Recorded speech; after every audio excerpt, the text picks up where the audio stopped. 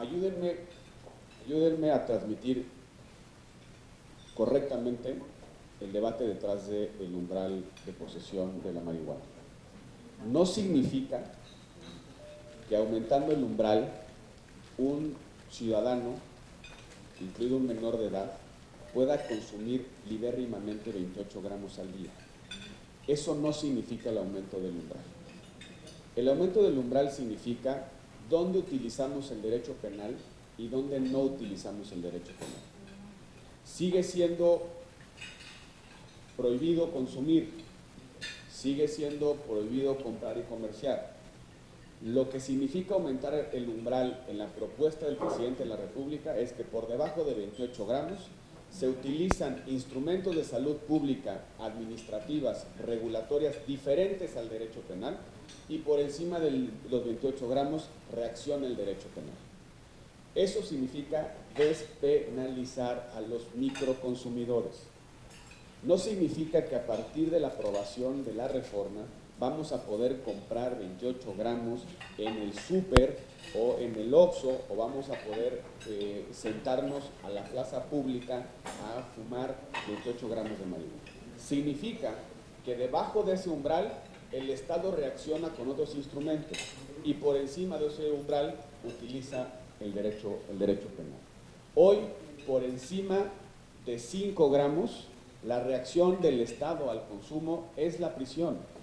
Pero como se trata de delito contra la salud, mientras averiguamos, el consumidor está en prisión. Y eso ha no solamente sobresaturado el sistema de justicia penal, las cárceles, sino también ha creado una serie de interacciones de extorsión entre la autoridad y los consumidores. No significa, insisto, en que vamos a ponerle la mano a los jóvenes 28 gramos de marihuana. Lo que significa es que si hay un chavo consumidor, no termine de echar a perder su vida por una estancia de 6, 7, 8, 1, 2 o 3 años en prisión. Que tengamos como sociedad la posibilidad de que ese chavo que sucumbió al consumo tenga una segunda oportunidad, que pueda atender su adicción a través de ciertos programas, a través de ciertas guías, a través de ciertos instrumentos, y no que termine siendo un sicario más por la capacitación que le van a dar los criminales en la prisión, en la cárcel. De eso se trata el aumento de los umbrales. Por supuesto que queda pendiente el gran problema de dónde consigue el consumidor el producto. La propuesta del presidente no resuelve el problema del suministro.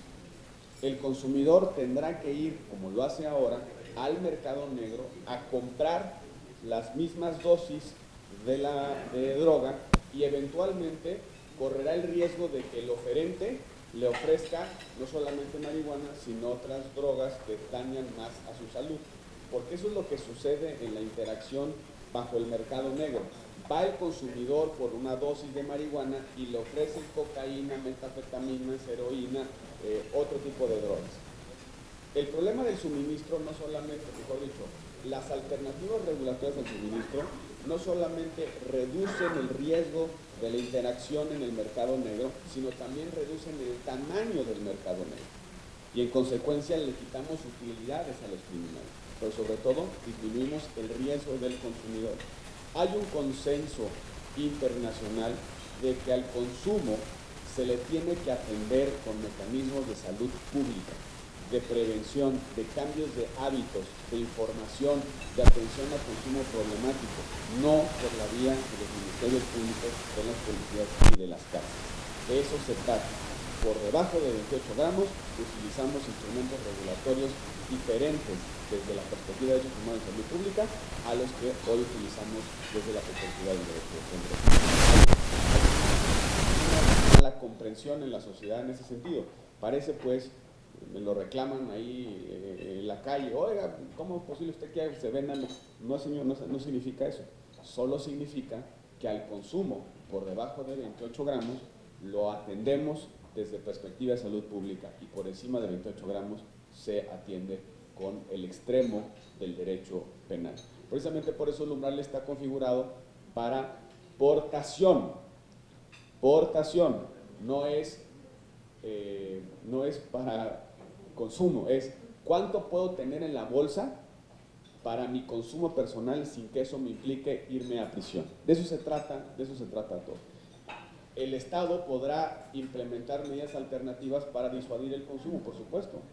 ¿Podrá el Estado implementar otras medidas para atender consumo problemático? Por supuesto. Lo único que ya no se va a valer es utilizar el derecho penal para disuadir el consumo por debajo de ese umbral.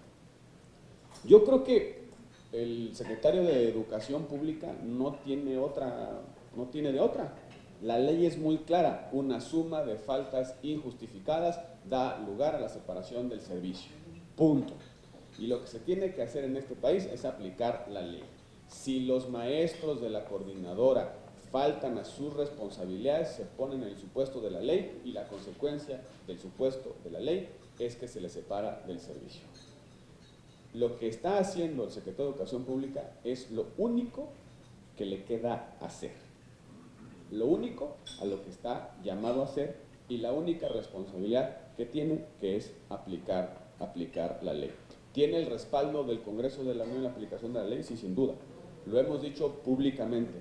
Nosotros estaremos en la defensa de la legalidad y apoyaremos al secretario de Educación Pública en la aplicación de la ley. Pero tampoco generemos la percepción de que esto es una concesión graciosa. Es la aplicación de la ley y nada más. Y la coordinadora debe tener claridad de que eso dice la ley y que estaremos en disposición de aplicarla las veces que sea necesaria y independientemente de quién se trate y qué tanta capacidad de desquiciamiento tengan de nuestra sociedad. Con respecto a Andrés Manuel y la coordinadora, es absolutamente claro pues cuáles son los intereses del señor Andrés Manuel López Obrador y la intención que tiene de revertir no solamente la reforma educativa, sino el conjunto de reformas que hemos hecho en el pasado reciente. El señor López Obrador no está interesado por la educación, no está interesado por la calidad de la educación en nuestro país. Lo que le interesa son los votos, lo que le interesa es la capacidad de movilización de la coordinadora, lo que le interesa es tener a un grupo de apoyo de su lado y no tiene una intención mayor de mejorar las condiciones educativas de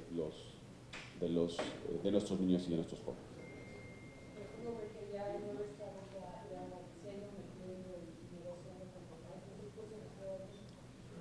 Queda muy claro pues que su apuesta está por boicotear la reforma educativa, su apuesta está por alentar a quienes se resisten a introducirnos como país a la modernidad de un sistema educativo basado en calidad y no solamente en cobertura, que no quiere que los incentivos que incorpora la nueva reforma educativa se lleven a cabo, sean los que operen en la nueva dimensión de política pública que implica la reforma educativa. Simplemente no le interesa cambiar el sistema educativo a Andrés Manuel López Obrador, quiere que volver a los tiempos en los cuales la rectoría del sistema educativo no estaba en manos del Estado, sino en manos del chantaje sindical. Gerardo Segura, de TV Azteca. Gracias, presidente. Quisiera preguntarle sobre el debido proceso. Es que hay cada vez más casos en los que delincuentes son liberados, como secuestradores, asesinos.